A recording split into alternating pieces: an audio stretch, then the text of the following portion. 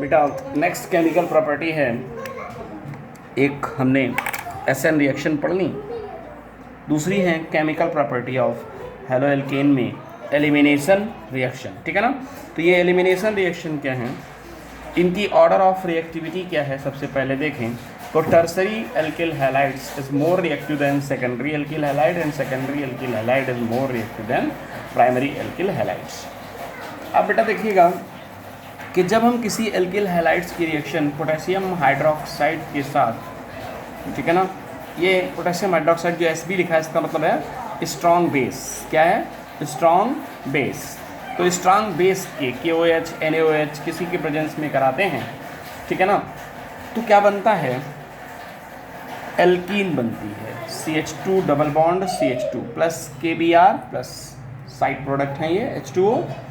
इसके बाद तो ये हो गई आपकी कौन सी, एलिमिनेशन रिएक्शन। यहाँ एलिमिनेट किया जा रहा है, किसको एलिमिनेट किया जा रहा है, यहाँ से हाइड्रोजन और यहाँ से हेलोजन को, ठीक है ना बेटा। तो इसलिए इसे एलिमिनेशन रिएक्शन भी कहते हैं, ठीक है बेटा। नेक्स्ट केमिकल प्रॉपर्टी है reaction with metal.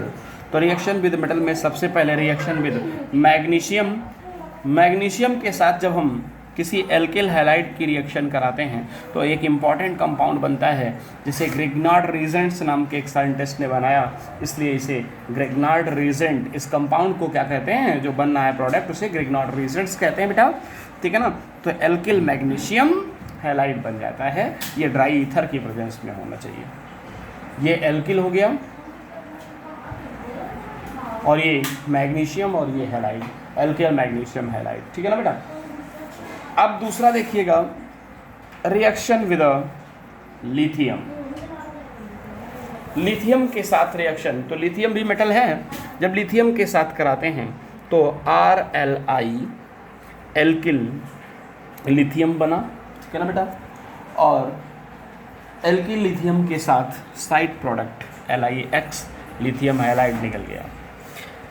Third chemical property इसकी है रिएक्शन विद मेटल की, reaction with the lead NaLi, है ना, यानी कि Pb और Na का जो एलॉय है, एलॉय को समझते हैं ना, तो मिक्सचर ऑफ द मेटल, ठीक है।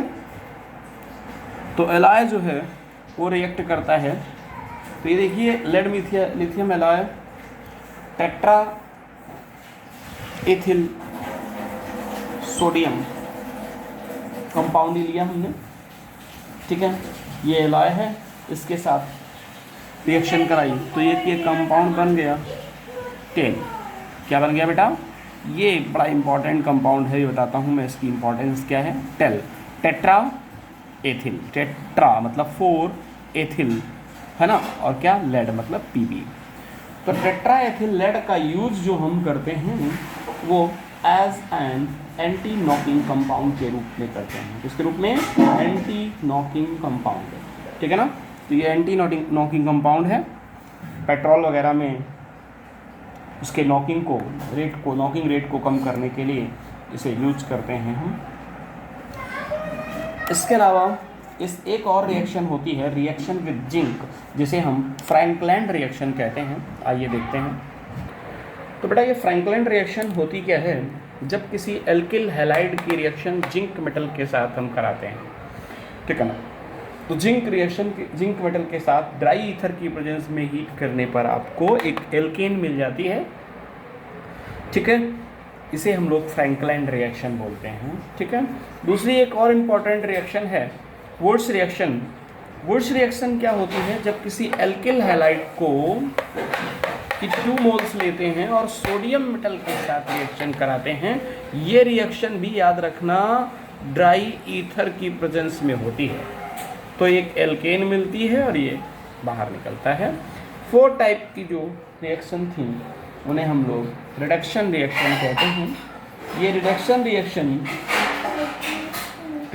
रिएक्शन जो है वो एल्किल हैलाइड जब हाइड्रोजन के साथ रिएक्ट कराते हैं, ठीक है ना, एल्किल हैलाइड हाइड्रोजन के साथ रिएक्ट करता है तो एक एल्केन मिलती है।